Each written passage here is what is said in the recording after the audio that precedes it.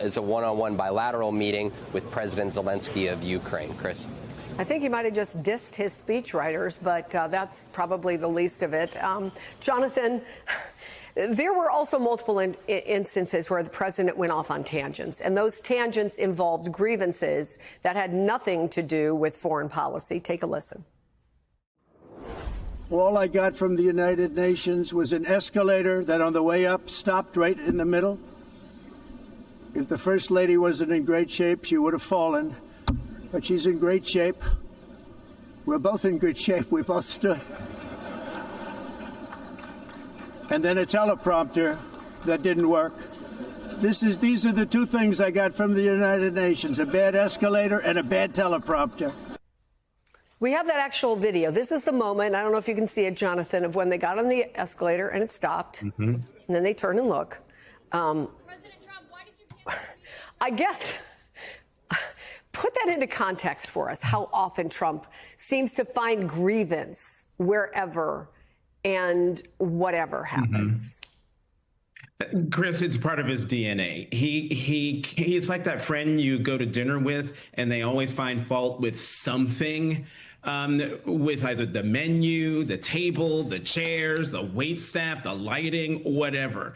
What's so embarrassing about the president's speech before the UN today is that that was the place where presidents of the United States in either party would use that platform as a way of setting the table, setting the agenda for the globe.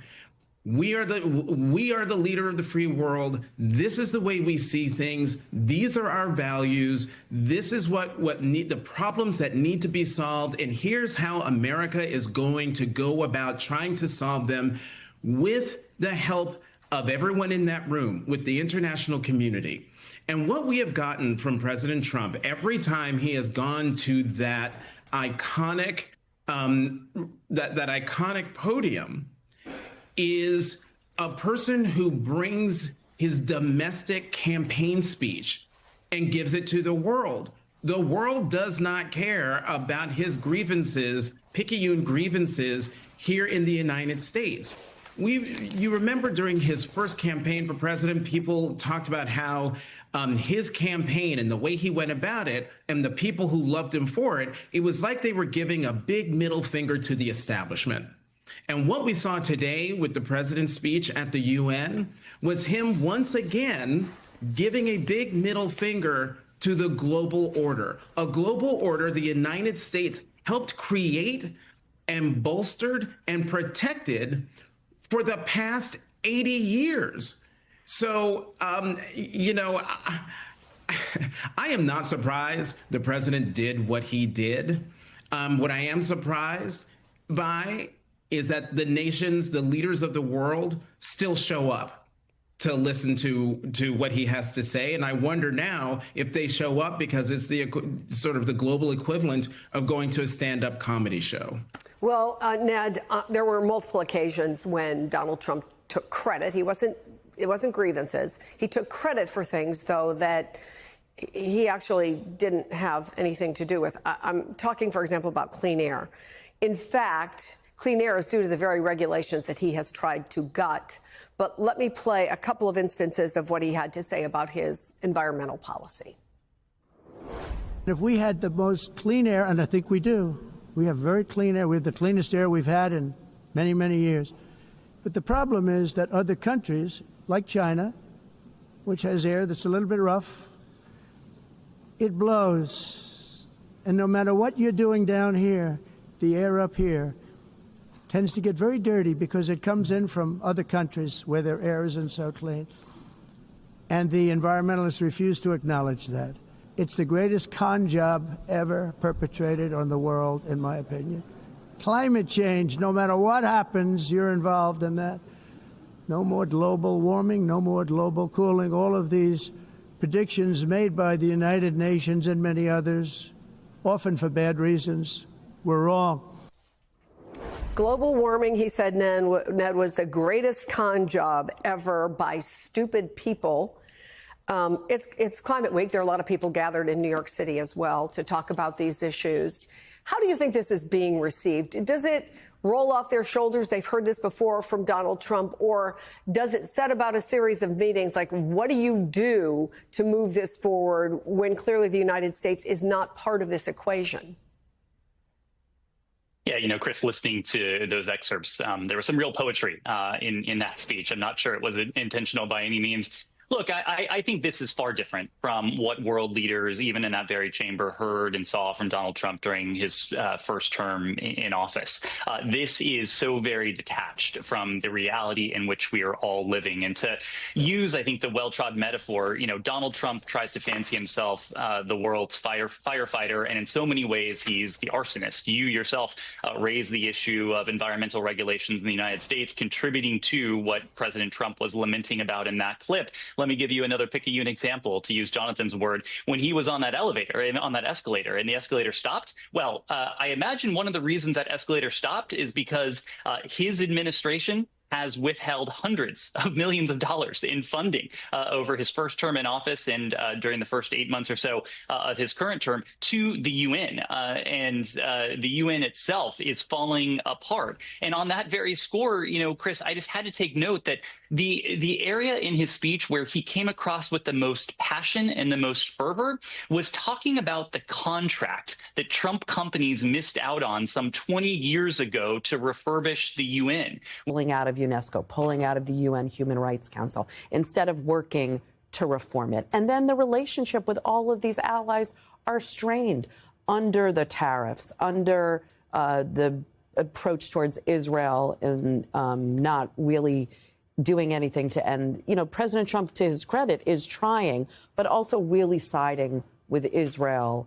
When the Palestinian and the U.S. have become much more isolated. Exactly. And you saw from yesterday this diminished U.S. influence. 140 nations, 42 nations attended that meeting yesterday. Some of the U.S. greatest allies, Canada, the U.K., France, Australia, other European nations, recognizing a Palestinian state in defiance of the United States.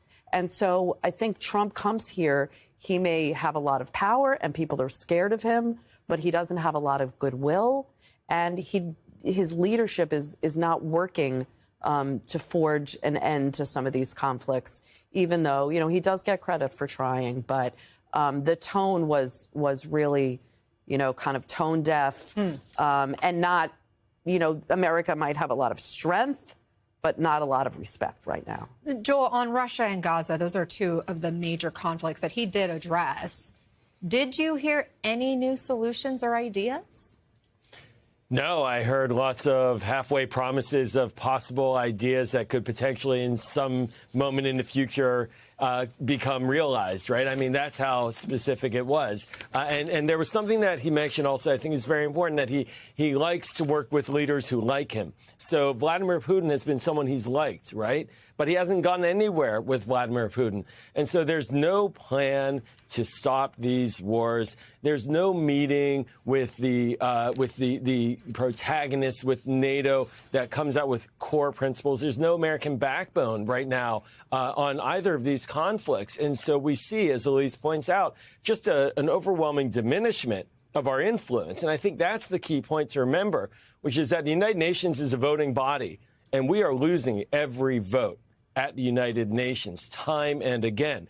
And the United States does need to play a key role. We do need to be a leader in resolving these issues, these conflicts. We do hold the key to ending the war between Israel and Hamas and between Russia and Ukraine, and we're just not leaning in. And so I think he wants success on the cheap. And I just feel like we're watching the results right now in real time. Matt, you're there in Tel Aviv. What were leaders in the Middle East watching for from the president today? And I'll note that the one real applause line that he got during his speech was when he said, release the hostages now. And he did say we have to get that done related to negotiating a ceasefire for Gaza. Yeah, I mean, he did make some comments about Gaza. He did say we need to end the war, and he did assail those countries who have said in the past couple of days that they will recognize a Palestinian state, joining about 75% of the countries represented in the United Nations. But Anna, you know, there's still, as Joel was saying, as the rest of the guests were saying, there is a big Middle East-shaped hole in this speech. And, you know, considering that the big headline of the week at the United Nations were these countries recognizing a Palestinian state? The president offered very little on that. And if you were looking for clues on the president's direction and his policy thinking, as Joel mentioned, you're not going to see anything of substance from what the president said today. Most of this was focused on domestic issues, boasting about accomplishments that happened domestically.